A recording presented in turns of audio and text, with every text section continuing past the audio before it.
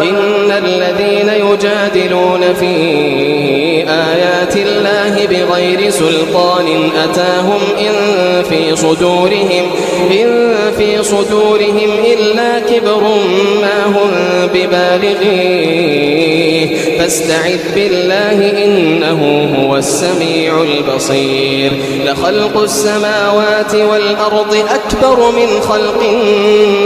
الناس ولكن أكثر الناس لا يعلمون وما يستوي الأعمى والبصير والذين آمنوا وعملوا الصالحات ولا المسيء